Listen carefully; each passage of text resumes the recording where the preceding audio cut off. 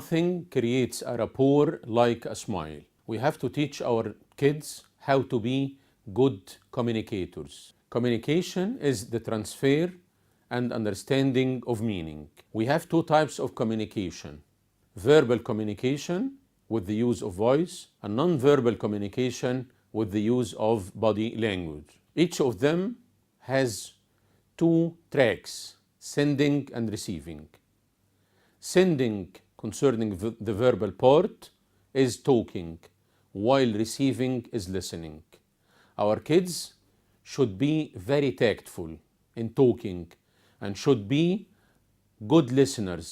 Concerning the non-verbal communication, sending, it means how to send the right message through your hands, your eyes, your facial expressions. While receiving, it means how to interpret the body language of others.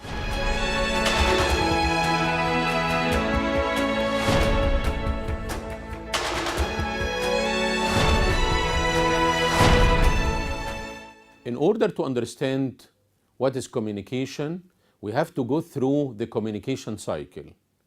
Communication cycle starts with the sender. Then the message has to be encoded. The message to be communicated through a medium. Decoding through the receiver.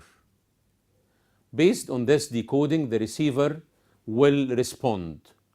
And according to the receiver's response, we will take a feedback about the quality of this message. This is called the communication cycle. Let's start with listening. How to make our kids good listeners? In order to be a good listener, you have to set an objective for listening. Have eye contact with the person with whom you are talking. Count from 1 to 5 in order not to interrupt the others. Be empathetic and ask questions when you do not understand anything. Most people listen not with the intention to understand, but with the intention to reply. Stephen Covey. How to show to others that we are good listeners? Firstly, it's head nodding. This is called head nodding. Having eye contact with others will communicate to them that we are listening to them. And finally, listening noises. Okay, okay, I see. These three factors will project that we are listening to the person who is talking.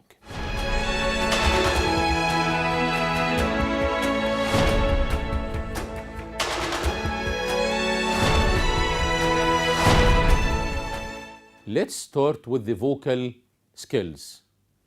How to communicate vocally or verbally in an effective way. Firstly, we have to talk in a normal rate. The normal rate of talking is between 100 and 120. Less than 100, it will be very slow. And more than 120, it will be very fast. Tone. We have two types of speech. Monotonous, with the same tone, which is not attractive to others, and the non-monotonous, which is very attractive to others. So we have to use the non-monotonous speech. Perfect articulation. What affects articulation?